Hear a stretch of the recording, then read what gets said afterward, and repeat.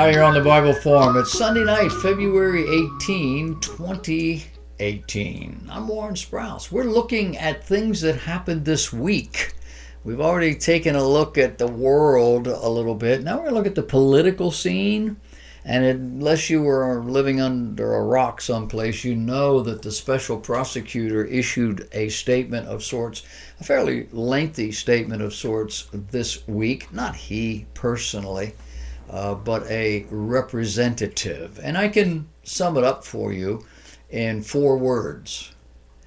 Nothing to see here. The special prosecutor has indicted 13 individuals and 3 groups from Russia for meddling in the U.S. election. He says their efforts were focused on 3 swing states, Florida, Colorado, and Virginia.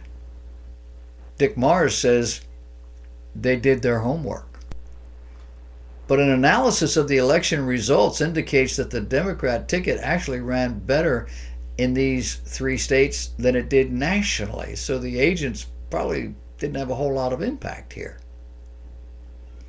The indictment accuses the Russians of, quote, impairing, obstructing, and defeating the lawful functions of the government through fraud and deceit for the purpose of interfering in the U.S. political and electoral processes, including the presidential election of 2016. It also accuses the Russians of efforts to suppress minority turnout. This indictment is clearly a prosecutor's dream. He can get all the headlines he wants, but he knows the case will never come to trial. None of the potential defendants are U.S. citizens. None of them are in the U.S. None of them are within reach of the U.S. judicial system. So there's no chance here of embarrassment, unless he thinks the Russians will extradite these people here. NBC News this week says the Trump campaign did nothing wrong. And they conclude by saying there's no collusion. I said, good. However, they went on. Depending on how you read the indictment, it may be too early for Trump to declare victory. The indictment accuses Russian individuals and entities, notably not the Russian government, of attempting to unlawfully influence the election and related crimes. If there is a core crime of interference, perhaps the next step is to draw a nexus between that activity and the Trump campaign. So they're going to help the prosecutor, as if these lawyers that we're paying mucho dollars for don't know as much as Dolly and Bill, who stand up in front of a camera every day and tell us what to believe. Or the benefit to the prosecutors here, they claim, could be that the broad description of allegations will help investigators get broader discovery, even if it's not likely that the defendants will ever stand trial in the U.S.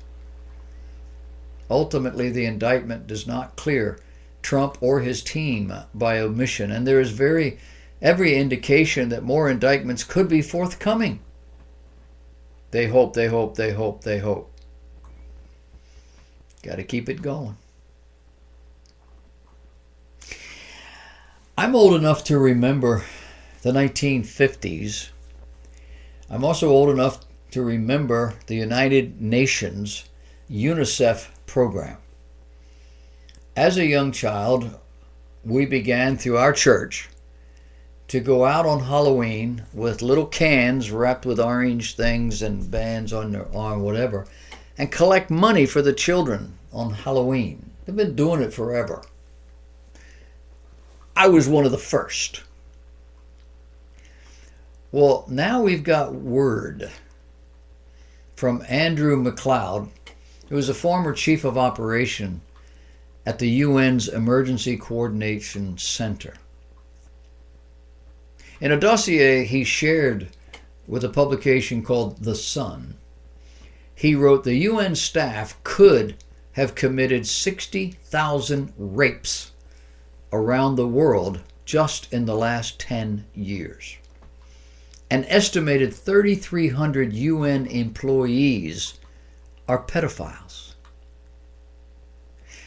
He goes on to say there has been a cover-up of sex crimes by UN charity workers for years, with attempted whistleblowers getting fired.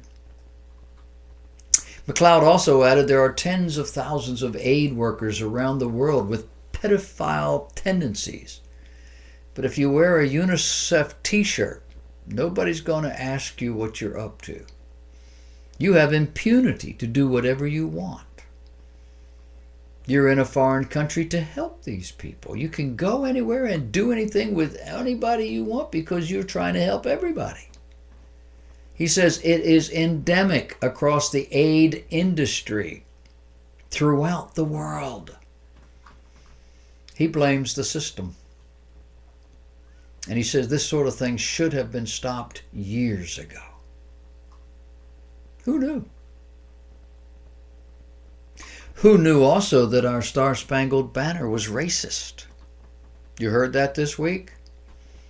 The Associated Student Body at California High School in San Ramon, that's in the San Francisco Bay Area, blacklisted the Star-Spangled Banner over a third verse. I don't know the second verse. Nobody has sung the third verse in modern memory, but somebody found it. And they said it was brought to our attention that the national anthem's third verse is outdated and racially offensive. We had nothing but good intentions by removing the song so that we could be fully inclusive to our student body. Now, the verse in question includes a kind of strange line that says, quote, "No refuge could save the hireling and slave from the terror of the flight or the gloom of the grave." I have no idea what that means. But whatever it means, and I'm going to explain to you what it means, that reality, that historical reality is gone. Political correctness has taken its place. It's been out of use for the last 100 years. What does it really mean, though? According to Snopes.com, the Star-Spangled Banner lyrics, "The Hireling," refers to the British use of mercenaries, German Hessians, in the American War of Independence. The Star-Spangled Banner lyrics and slave is a direct reference to the British practice of impressment, kidnapping American seamen and forcing them into service on British man-of-war ships. This was an important cause of the War of 1812. Francis Scott Key then describes the Star-Spangled Banner as a symbol of triumph over all adversity. But never let truth, context, historical reality get in the way of a good cause. This is just more illustration of the corporate ignorance and cause mentality of the 21st century liberal mind. Did I tell you this was California?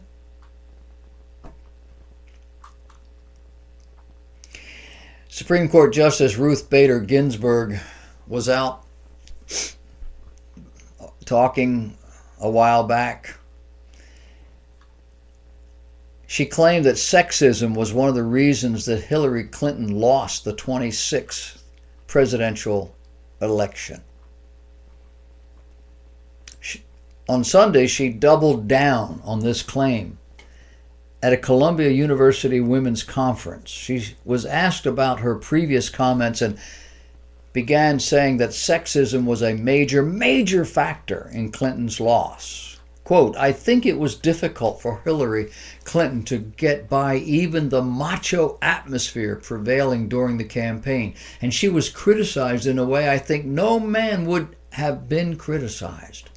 I think anyone who watched the campaign unfold would answer it the same way I did. Yes, sexism played a prominent part." Now, there you have it.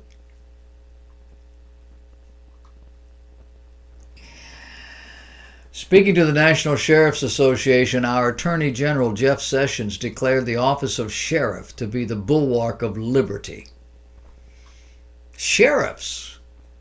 You know anything about sheriffs? Leave it to this Attorney General to bring it up. Speaking to sheriffs. We've talked about it here over the years. Sheriffs are the only elected law enforcement officers in the country. And the men and women who work for the sheriff are deputized, deputy sheriffs, invited by the sheriff to help out under his elected authority. No local, state, nor federal law enforcement agency has any authority over the county sheriff. Not in terms of his sworn responsibilities. I stood in a room one time with the chief of police in a major city in America and the county sheriff. It was interesting. And the police chief was talking about his jurisdiction. And I've forgotten the context of the whole thing, but it seemed to imply that we don't need county sheriffs in the city limits. We've got it covered. And the county sheriff just simply said, the last time I looked at the map, your city was in my county. Boom! I loved it. This makes the county sheriff a very dangerous person, but only in the eyes of those who seek to consolidate power. There are men and women in this country who will die rather than surrender themselves to any law enforcement entity other than the sheriff. And technically they're right. It is the world that is wrong. Mr. Sessions pointed out that our legal system is based on Anglo-American law. This is the widely accepted alternative term for the common law tradition that came to America with English settlers and formed the basis for our judicial system. Part of that tradition is the office of sheriff. Originally it was shire reeve, an Anglo-Saxon office that predates the Norman conquests.